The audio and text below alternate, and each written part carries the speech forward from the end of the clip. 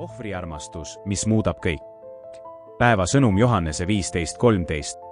Pole suuremat armastust kui see, kui keegi annab oma elu oma sõprade eest. Pole suuremat armastust kui armastus, mida Jeesus näitas, kui ta andis oma elu oma sõprade eest. Jeesus polnud lihtsalt hea mees, kes suri ebaõiglase surma. Ta oli laitmatu Jumala poeg, patuta, püha ja ometi võttis ta vabatahtlikult vastu risti, et meie võiksime saada igavese elu. Veelgi hämmastavamaks teeb tema ohvri see, kelle eest ta suri. Tema sõbrad polnud täiuslikud. Äkkvihane kalur, kahtlev skeptik, maksukoguja, poliitiline äärmuslane, vennad, kes tahtsid tulenaela taevast alla saata. Samuti prostituudid, tõrjutud, ebapuhtad, patused.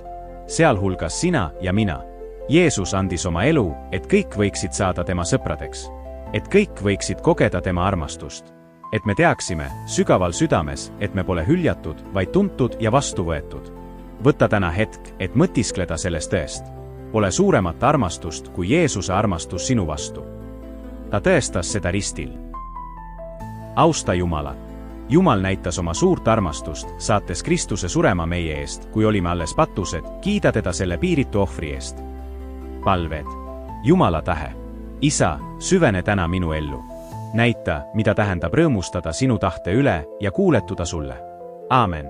Minu mured. Tulgem julgelt meie armulise Jumala trooni ette. Astun sinu embusse, toon kõik, mis mu südant vaevab. Puhastatud süda. Jumal, puhasta mu süda kõigest, mis takistab mu ülistust. Tee mu elu palvekojaks. Aamen. Puhastatud süda.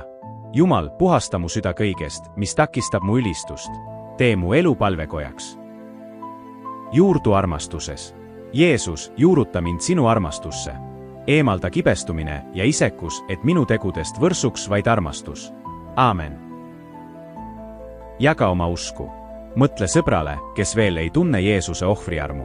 Palveta tema eest ja jaga täna temaga head sõnumit. Kokkuvõte.